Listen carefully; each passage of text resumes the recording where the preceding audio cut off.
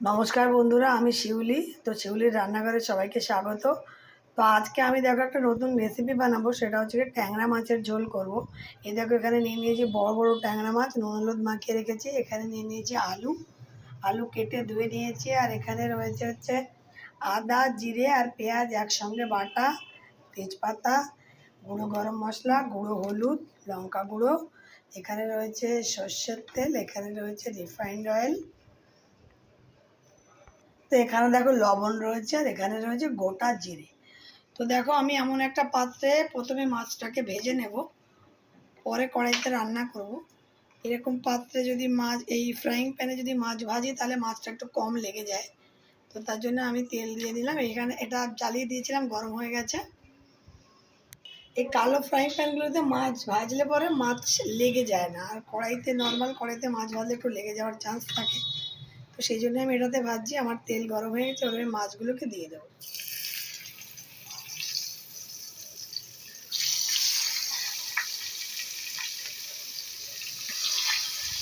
তো দেখো বন্ধুরা, মাছগুলো এক পাশ ভাজা হয়ে গেছে, আমি উল্টে দিয়েছি আর এক পাশ।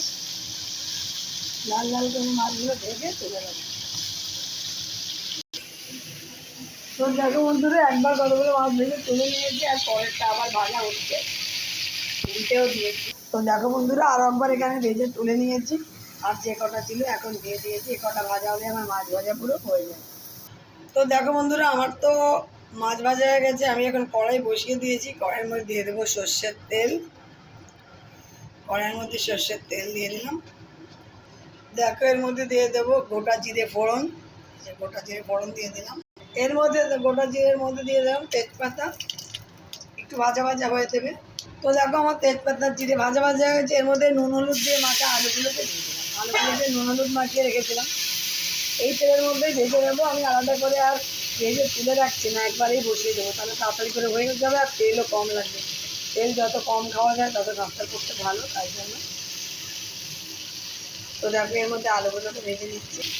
তো দেখো বন্ধুরা, আমার আলুগুলো মোটামুটি ভাজা ভাজা হয়ে গেছে। এর মধ্যে আমি এই মশলাটা দিয়ে দেবো, যে জিরে, আদা আর পেঁয়াজের যে মশলাটা আমি রেখে,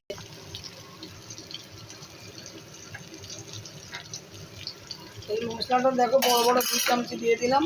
একটু জল দিয়ে নেব। তো দেখো একটু জল দিয়ে মশলাটাকে কষিয়ে, দেখো মশলাটা কষানোর জন্য আমি একটু জল দিয়ে দিয়েছি। আর এর মধ্যে দিয়ে দেবো লঙ্কা।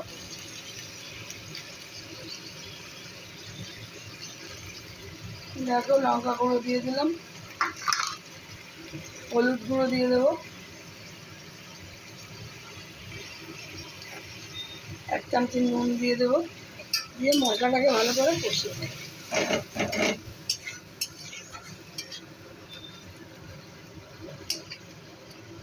চলো মশলাটাকে ভালো করে কষিয়ে নিই। তো দেখো বন্ধুরা, আমার মশলাটা কষানো হয়ে গেছে একদম।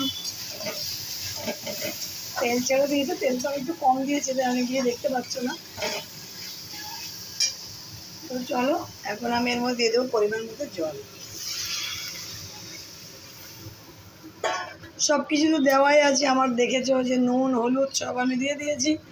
তো এখন আমি এটাকে 5-7 মিনিট ঢাকা দিয়ে রাখবো, যাতে আলুটা তাড়াতাড়ি সেদ্ধ হয়ে যায়। তো দেখো ঢাকা দিয়ে দিলাম 5 মিনিটের জন্য। তো দেখো বন্ধুরা, 5 মিনিট হয়ে গেছে। এবার আমি এর মধ্যে মাছগুলোকে দিয়ে দেবো। আলুটা বোধহয় খানিকটা হলেও সিদ্ধ হয়ে গেছে। তো দেখো এবার আমি এই যে ভেজে রাখা মাছগুলোকে দিয়ে দেবো। তো ভেজে রাখা মাছগুলোকে দিয়ে দেবো, দিয়ে আরেকটু ভালো করে ফোটাবো, যাতে আলুগুলো সেদ্ধ হয়ে যায়। তারপরে গরম মশলা দিয়ে নামিয়ে নেবো। এটা কিন্তু খুব একটা কষা কষা করছি না, আলু দিয়ে ঝোল করছি। তো দেখো মাছগুলোকে দিয়ে দিলাম, ভালো করে একটু ফুটতে দিই।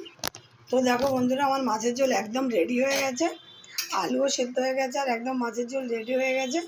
তো আমি এখন গরম মশলা গুঁড়ো দিয়ে মাছের ঝোলটা নামিয়ে নেব। তো আমি গ্যাসটাকে অফ করে দিলাম, দিয়ে আমি গরম মশলা, সানরাইজের শাহি গরম মশলা, এটাকে দেবো।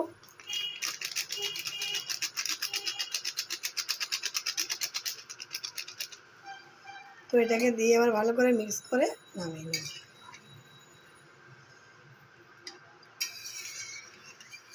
তো ট্যাংরা মাছের ঝোলটা কিন্তু খেতে খুবই ভালো হয়েছে। তোমরা কে কে ট্যাংরা মাছের ঝোল খেতে পছন্দ করো, আমাকে অবশ্যই কমেন্টস করে বলো।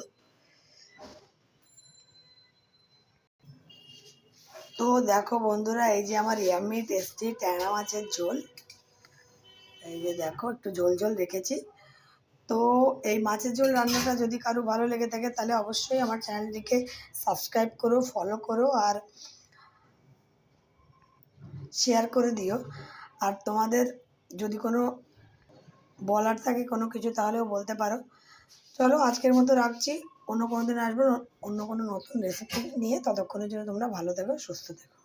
আর অবশ্যই ট্যাংরা মাছ খেতে কে কে ভালোবাসো আমাকে কমেন্ট করে বলো। বেশ বড় বড় ট্যাংরা, পাতলা পাতলা ঝোল করেছি গরম মশলা দিয়ে, গরম ভাতের সাথে কিন্তু একদম জমে যাবে। তো কার কার পছন্দ অবশ্যই অবশ্যই কমেন্ট করে বলবে। চলো অন্য কোনো দিন আবার অন্য কোনো রেসিপি নিয়ে আসবো তোমাদের সামনে।